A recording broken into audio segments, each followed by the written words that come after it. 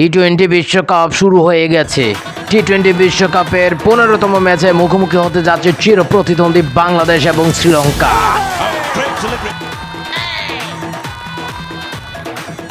ভাতিজারা, তোমরা কমেন্টে জানায় দাও কে জিততে চলেছে। অবশ্যই বাংলাদেশ লিখবা কমেন্টে। ডোনাল্ড ট্রাম্প কাকু, আপনার ভাতিজাদের যা অবস্থা, আমার কাছে মনে হয় শ্রীলঙ্কায় জিতবো। এদিকে বাংলাদেশ টিম অনুশীলন না কইরা দাওয়াতে যাইতেছে, ওখানে সেখানে সব জায়গায় যাইতেছে। মনে হচ্ছে এরা শিক্ষা সফরে গেছে। আমার তো মনে হইতেছে আতর সিং এর রিমান্ডে নেওয়া হোক, সাথে পাপনদারেও। एकदम इन्होंने वक्त बदल दिया, जज्बात बदल दिए। ओ भाई, मारो मुझे, मारो मारो मुझे, मारो मारो।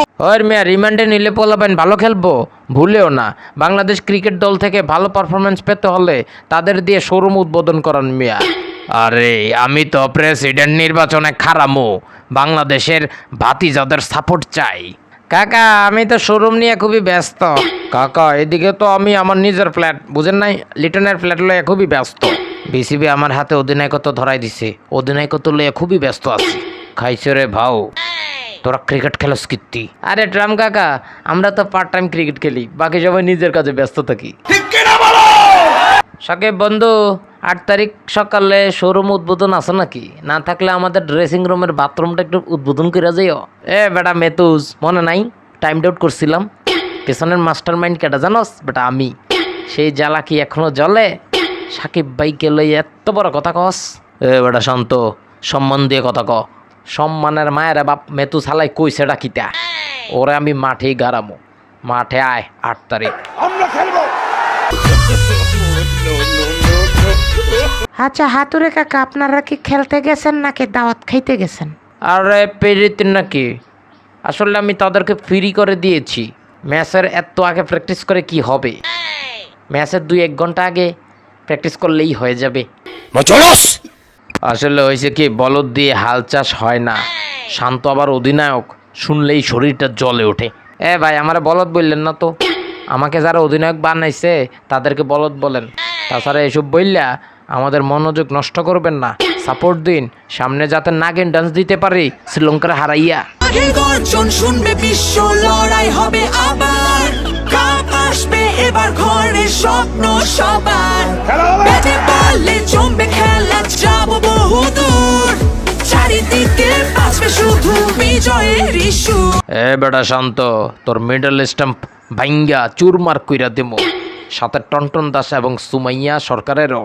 আর মিয়া, আফ্রিকার লগে বাস খাইয়া মাথা গেছে ঘুরিয়া, আমগো লগে আসো, খেইলা ছাইরা দেবো যদি আমাকে একাদশে রাখে। লিটন দা, তুমি শিওর খেইলা ছাইরা দিতে পারবা? আমি তো কনফিডেন্স পাচ্ছি না। আরে শান্ত, তুই নিজেই মারস ডাব্বা, হেতের ভিতরে তুই কনফিডেন্স খুঁজস। কেউ মারা মাইরালা। কথা কি ক্লিয়ার না ভেজাল আছে? আরে পাবন ভাই, কোন পারফরমেন্স দেখেও তারে অধিনায়ক দিলা, যে কিনা নিজের প্লেয়ারের নাম ভুললা যায়।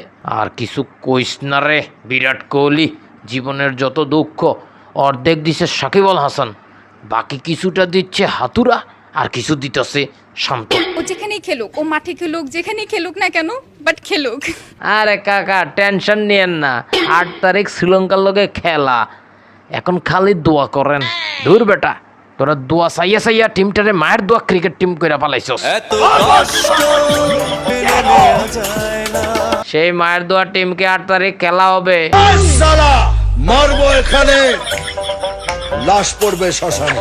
এরে বেটা, 8 তারিখ কি করে খেলবো এটা মাঠেই দেখা যাইব।